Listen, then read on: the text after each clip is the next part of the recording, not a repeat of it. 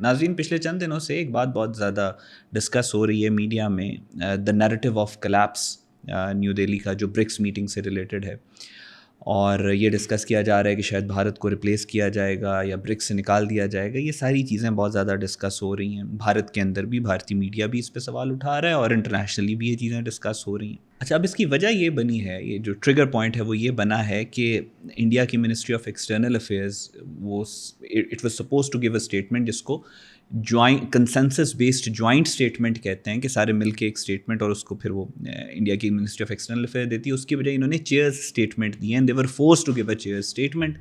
اس کی وجہ یہ ہے کہ کچھ برکس کے اندر کچھ اختلافات چل رہے ہیں، اور یہ جو چیزیں ہیں وہ اینڈ اپ کریں گی کہ اس صورت میں کہ بھارت برکس سے نکال دیا جائے. اب اس کی کیا حقیقت ہے؟ حقیقت اگر آپ اس کی دیکھیں تو بھارت ایک بہت امپورٹنٹ ممبر ہے برکس کا، اور شاید بھارت کو برکس سے اس طریقے سے بالکل ریپلیس کرنا، نکالنا تو شاید ابھی اس کی پاسبلٹی نہ ہو، because India being a foundational member of BRICS. لیکن امپورٹنٹ بات یہ ہے کہ جو فرکشن اور اختلافات ہیں اس الائنس کے اندر، وہ ایمرج ہونا شروع ہو چکے ہیں.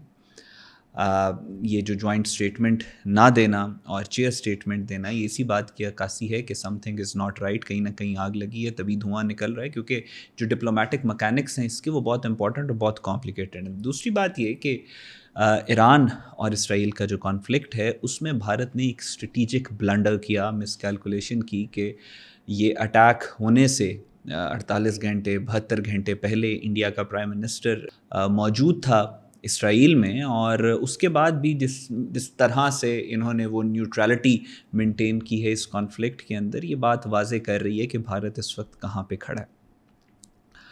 بھارت بیسیکلی اس ٹرائنگل آف انارکی کا حصہ بن چکا ہے، کہ وہ ایسی حکومتیں جن کو لگتا ہے کہ ان کو ایکسٹرنل تھریٹ کو الائیو کرنا ہے، ریجن میں کیوس پھیلانا ہے، اور اپنے ملک کے اندر مائنورٹیز کو ٹارگٹ کرنا ہے، تبھی ہم حکومت میں رہ سکتے ہیں. وہ 3 ممالک جو ہیں اس میں بھارت شامل ہے، اسرائیل شامل ہے، اور افغانستان شامل ہے. بھارت اس کا حصہ بن چکے. اب یہ 3 ممالک، یہ صرف اور صرف یہ ایران اسرائیل کانفلکٹ جس کے اوپر بہت زیادہ رفٹ آ رہا ہے رشیا کے، چائنا کے انٹرسٹ اور بھارت کے انٹرسٹ میں، اور واضح نظر آ رہا ہے کہ سائلنٹ پارٹنر ہے بھارت اسرائیل کا. اور پھر اس کے بعد جو ان کی اسٹریٹجک ڈیفنس ڈیلز ہوئی ہیں اسرائیل اور انڈیا کی پچھلے چند مہینوں کے اندر، اس کے بعد جس طریقے سے اسرائیل نے کہا ہے کہ دے ول بی دا برین اپنی انڈسٹریل کمپلیکس کا، اور ساری جو مین پاور ہے، جو ورک فورس ہے، وہ انڈیا کی انڈسٹریز کے اندر اپنا اسلحہ اور وہ چیزیں مینوفیکچر کریں گے، اور پھر وہ اسلحہ انڈیا سے جائے گا مڈل ایسٹ کے اندر رشیا کے، چائنا کے اور جی سی سی کنٹریز کے انٹرسٹ کو اور ایران کے انٹرسٹ کو ٹارگٹ کرنے کے لیے. یعنی انڈیا ول بی اے کو بیلیجرنٹ اس ساری ایکویژن کے اندر. ایک تو ایسپیکٹ یہ ہے. دوسرا، آپ اگر میری بھی پرانی ویڈیوز دیکھیں تو پچھلے تو 2 سے 3 سال سے ہم بھی یہ بات کر رہے ہیں، اس خطے کے ممالک جس میں رشیا شامل ہے، چائنا شامل ہے، ان کا انٹرسٹ اسی بات میں ہے کہ یہ خطہ پیسفل رہے، پرامن رہے. کیونکہ اگر یہ پیسفل اور پراسپرس رہے گا تبھی یہ ممالک بھی ترقی کر سکتے ہیں، کیونکہ یہ اپنی جیو اکانومی کو بہت امپورٹنس دیتے ہیں، اسپیشلی چائنا. اور اس سارے حالات کے اندر پورے خطے کی جو ایکویژن کو ڈسٹرب کر رہا تھا، that was India. India Afghanistan کے اندر موجود ہو کر پاکستان میں دہشت گردی کروا رہا تھا. افغانستان میں اس کو ایک کیوٹک ایکویژن چاہیے تھی، کیونکہ وہ ظاہر ہے بیکاز نریندر مودی تھنکس کہ وہ اقتدار میں ہی تب رہ سکتے ہیں جب وہ پاکستان کے خلاف ایک کانسٹنٹ جو ہے وہ کنٹینیوس ایک اسٹیٹ آف تھریٹ مینٹین کر کے رکھے.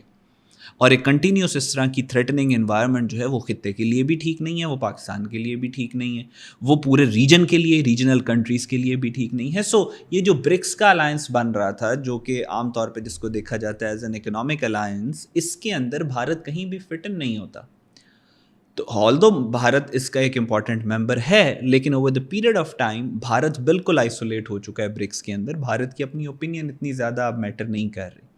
اب جو یہ بات چل رہی ہے کہ بھارت کو ریپلیس کیا جا سکتا ہے، اس کے لیے کیا قانون سازی کوئی کی جائے گی برکس کے اندر سے بھارت کو نکالنے کے لیے، وہ تو وقت ہی بتائے گا. لیکن ابھی کے جو حالات ہیں وہ یہ ہیں کہ بھارت برکس کے اندر کمپلیٹلی آئسولیٹ ہو چکا ہے. رشیا، ایران، چائنا جو ہیں یہ اپنے انٹرسٹ کو پروٹیکٹ کر رہے ہیں، اور وہ برکس کو اون کرتے ہیں باقاعدہ طور کے اوپر، اور برکس کے اندر زیادہ ویٹیج بھی انہیں ممالک کا ہے. بھارت اپنی الائنمنٹ جو ہے وہ ایسا لگ رہا ہے کہ وہ کر چکا ہے ایگریسرس کے ساتھ، فورسز آف وار کے ساتھ، وہ ممالک جو کیوس اور انارکی چاہتے ہیں اس خطے کے اندر. اور برکس میں اس کے مد مقابل وہ تمام ممالک، یعنی انڈیا کو نکال کے باقی جو مین ایکٹرز ہیں برکس کے، وہ تمام اس الائنس کے، اس ٹرائنگل آف ایول اور every thing that this alliance stands for, یعنی کیوس، انارکی، دہشت گردی، وہ اس کے خلاف کھڑے ہیں. تو نیچرلی بھارت اس میں فٹ ہو ہی نہیں سکتا. یہ چاہے آپ یہ جوائنٹ جو پریس ریلیز کی بجائے انہوں نے چیئر اسٹیٹمنٹ دی ہے، یا اس کے بعد جو ان کا ایران اور رشیا کے انٹرسٹ کو ٹارگٹ کرنے والا جو سارا معاملہ چل رہا ہے، اس کو آپ اگر ایک سائڈ پہ بھی رکھ دیں تو آج نہیں تو کل نہیں تو چند مہینوں کے بعد برکس کے اندر انڈیا کی سیٹنگ بن ہی نہیں رہی. It is technically not possible for India to remain in BRICS. So یہ جو خبریں اس وقت چل رہی ہیں اس میں بہت زیادہ حقیقت موجود ہے. کہیں کہیں پہ تھوڑی بہت ایگزیجریشن بھی ہے، جو کہ اس ٹائم پہ شاید مجھے ایسا لگتا ہے کہ اس طریقے سے نہ ہو سکے، لیکن over the period of time ہو سکتا ہے انڈیا کو ریپلیس بھی کر دیا جائے. لیکن this is the larger picture related to BRICS.